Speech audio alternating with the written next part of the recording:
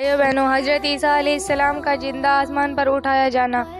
حضرت عیسیٰ علیہ السلام نے بنی اسرائیل کی اصلاح کے لیے شہر شہر اور گاؤں گاؤں چل کر اللہ تعالیٰ کے دین کو پھیلانے کی جد و جہد شروع کی۔ آپ کی اس دعوت سے محبت و عقیدت میں دین اضافہ ہونے لگا۔ یہودی قوم اس دعوت و شہرت کو اپنے لیے بڑا خطرہ سمجھنے لگی، اس لیے انہوں نے بادشاہ وقت کو اپنا اہم خیال بنانے کے لیے حضرت عیسیٰ علیہ السلام پر الزام لگایا کہ وہ شخص توریت کو بدل کر لوگوں کو بد دین بنانا چاہتا ہے۔ تو اس مشرک بادشاہ نے حضرت مسیح علیہ السلام کو گرفتار کر کے سولی پر چڑھانے کا حکم دے دیا۔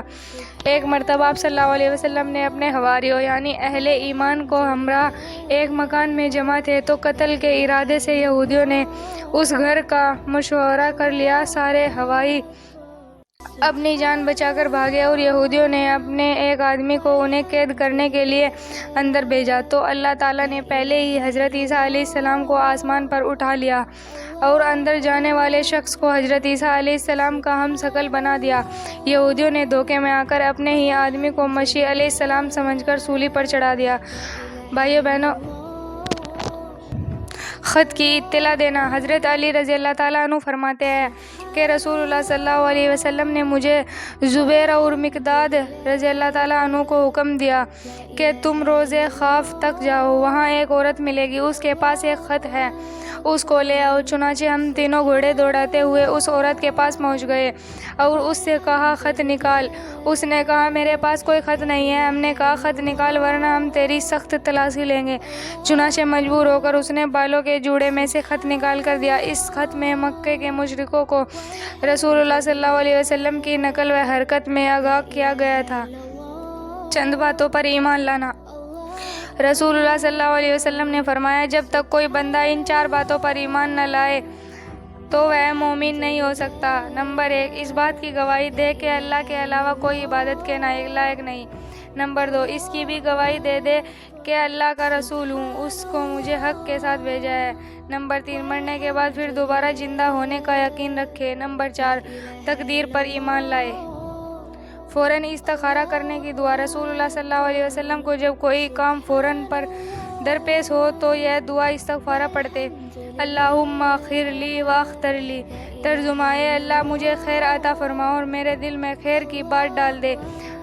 فوراً استخارہ کرنا تو یہ دعا پڑھ کر دل کی طرف متوجہ ہو اور جو بات دل میں آئے اس کو اختیار کرے۔ گناہ سے توبہ کرنا۔ رسول اللہ صلی اللہ علیہ وسلم نے فرمایا جب بندہ توبہ کر لیتا ہے تو اللہ تعالیٰ کراماً کاتبین کو اس کے گناہوں کو بھلا دیتے ہیں اور اس کے اعضاء اور جوارح کو بھی بھلا دیتے ہیں، حتیٰ کہ زمین ٹکڑوں کو بھی اللہ تعالیٰ بھلا دیتے ہیں، یہاں تک کہ وہ قیامت کے دن اللہ تعالیٰ سے اس حال میں ملے گا کہ اس کے خلاف اللہ تعالیٰ کی بارگاہ میں کوئی گواہ نہیں ہوگی۔ دکھلاوے کے لیے خرچ کرنا۔ قرآن میں اللہ تعالیٰ فرماتا ہے وہ لوگ بھی اللہ تعالیٰ کو ناپسند ہے جو اپنا مال صرف لوگوں کو دکھانے کے لیے خرچ کرتے ہیں اور نہ وہ اللہ پر ایمان رکھتے ہیں اور نہ یوم آخرت پر، اور جس کا ساتھی شیطان ہو گیا تو سمجھ لو کہ وہ بہت ہی برا ساتھی ہے۔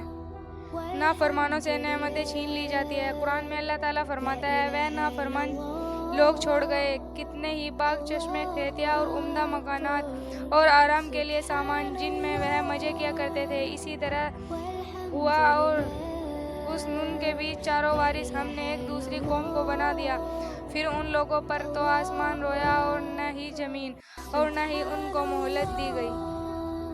دوزخیوں کا سب سے ہلکا عذاب۔ رسول اللہ صلی اللہ علیہ وسلم نے فرمایا اہل دوزخ میں سب سے ہلکا عذاب اس شخص کو ہوگا جس کی دونوں جوتیاں اور اس کی ڈوریاں آگ ہوگی، جس کی وجہ سے اس کا دماغ ہاڑی کی طرح کھولتا ہوگا۔ وہ سمجھے گا کہ مجھے ہی سب سے زیادہ عذاب ہو رہا ہے، حالانکہ اسے ہی سب سے ہلکا عذاب ہوتا رہے گا۔